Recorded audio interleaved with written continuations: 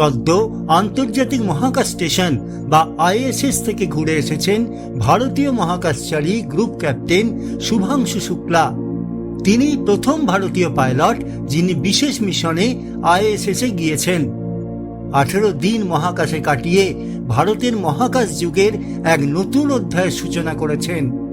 তবে শুধু ভারত নয়, পৃথিবীর মহাকাশ বিজ্ঞানে মানুষের জয়যাত্রাকে এগিয়ে নিয়ে যেতে এক অমূল্য সময়ের সাক্ষী এই আন্তর্জাতিক মহাকাশ স্টেশন।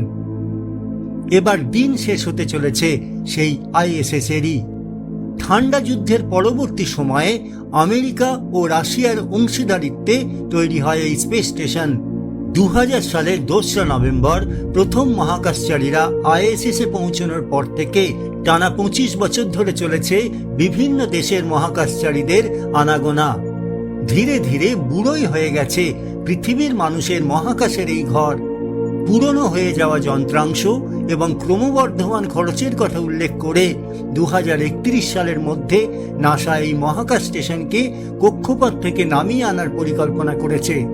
সায়েন্টিফিক আমেরিকানের তথ্য অনুযায়ী পৃথিবীর বায়ুমণ্ডল ভেদ করে প্রশান্ত মহাসাগরে ধ্বংস করে দেওয়া হবে এই আইএসএসকে। অবসান ঘটবে এক ইতিহাসের। কিন্তু তাহলে মহাকাশে গেলে মানুষ থাকবে কোথায়?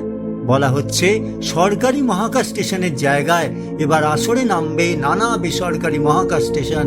যেমন ক্যালিফোর্নিয়ার সংস্থা ভাস্ট আগামী 2026 সালের মে মাসের মধ্যেই তাদের হেভেন 1 মহাকাশ স্টেশন উৎক্ষেপণের পরিকল্পনা করেছে। এরপর সেই তালিকায় আছে অক্সিয়াম স্পেস, ব্লু অরিজিন এবং স্টারল্যাব স্পেসের মতো সংস্থা স্টেশন।